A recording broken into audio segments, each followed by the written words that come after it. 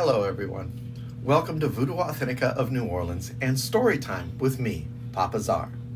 Today, I'm going to read you a book called Little Laveau, a Magical Bedtime Story, written by Erin Rovin and illustrated by Katie Campbell. Now, author Martha Ward says, "This book is a charming way to teach children about ordinary and practical magic, the wisdom of elders, and friendships with animals." My name is Little Laveau. I was born on the banks of the Mississippi River. I have many pets and lots of friends. I help all my friends when they have troubles, and I just seem to find pets.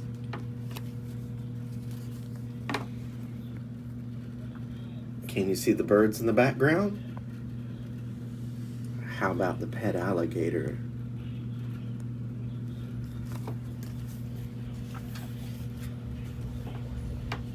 But I sometimes get into trouble. I know it when I hear my Grams holler, "Little Laveau!"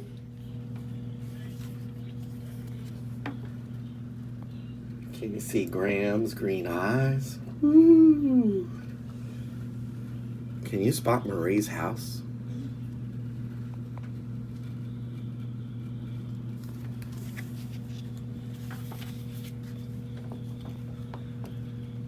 I hadn't seen my best friend Thomas for a few days, so me and Squeeker, that's my pet alligator, we decided to go and pay Thomas a visit. Do you want to hear how I got Squeeker?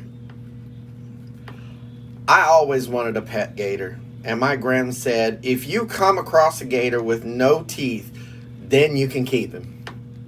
And wouldn't you know it, I did just that. Can you see Squeaker on a leash? Isn't he so cute?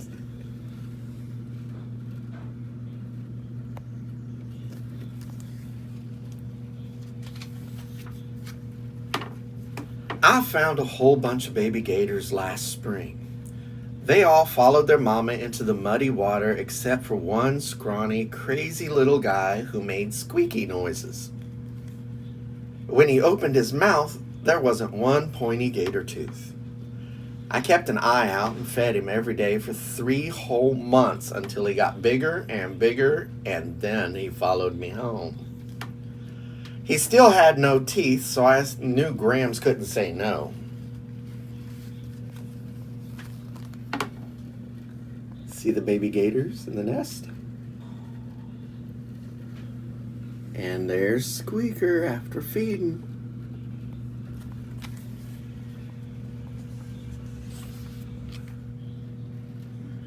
When Gram saw Squeaker walking up to our house, she came out screaming, "Little Laveau, run inside. There's a gator behind you." That's right, I laughed. Grams kept a close eye on us, but she let me keep it. Promise is a promise. And that's how I got Squeaker. Okay, so now back to Thomas. Can you see Grams on the porch with the frying pan? Can you see where Thomas's house is?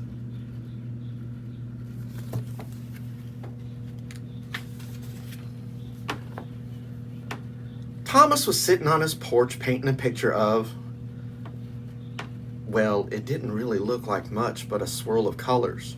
Squeaker started to sun himself in front of some marshmallows that quickly turned into goo from the heat.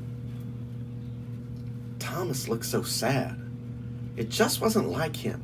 He was usually joking and chasing the other kids with worms and bullfrogs. So I sat down. "Thomas, are you okay?" I said as I inspected the mix of colors that had turned a squeak shade of green. "I'm having bad dreams," Thomas said. "I don't want to go to sleep because I'm afraid I'm going to have a nightmare."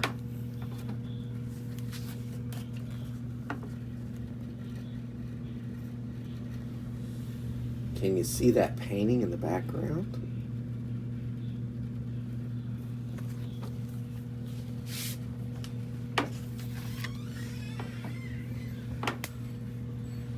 "Well," I said, "I know a thing or two about nightmares. You see, I used to get them so bad my grams would whip up a special tea from a special root that helped until I figured out there's no need to be afraid. All bad dreams are swept away to make something beautiful. When you have a bad dream, gather up all those bad thoughts and put them in a jar. Take the jar and sprinkle those dreams right down the drain. They flow through the river and out into the sea. The salt water washes them clean and takes away all the scary.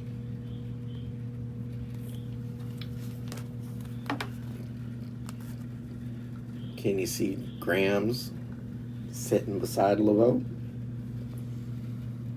Can you see the river following out to sea?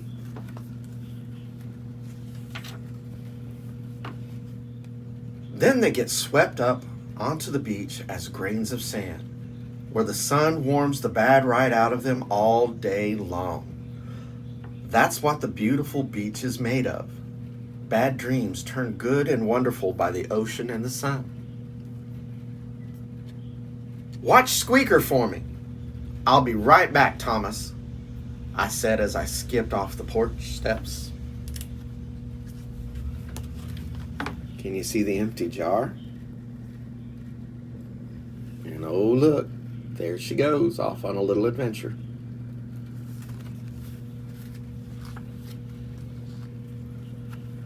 I ran fast across the lawn and over the bridge dividing our houses. I flew through the front door with Grams yelling, "Close that screen door!" I went into my room and fished out one of my jam jars that Grams gave me. Then I ran back to Thomas's house. He was so excited to get his new dream jar so he could fill it up and dump his bad dreams down the drain. See Grams with that finger pointing towards that door. You know, look, gotta go digging.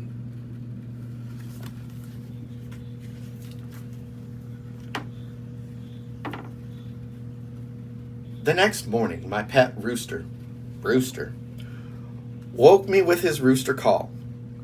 I threw him some rice and cleaned up fast because I was so eager to see how Thomas's night was. As soon as I had finished breakfast, Graham's special cinnamon buns, I took off with Squeeker across the bridge to Thomas's house. Can you see Rooster? Oh, and don't those cinnamon buns look good?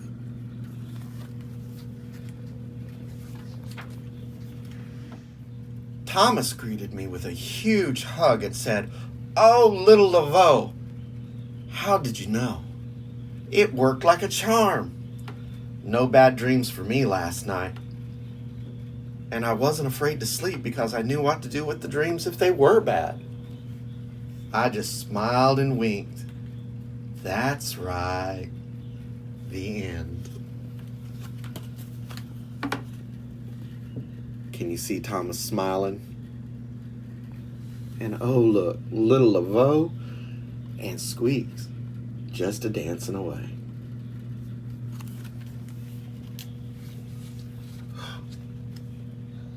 What have we here? We have a little recipe at the back of the book.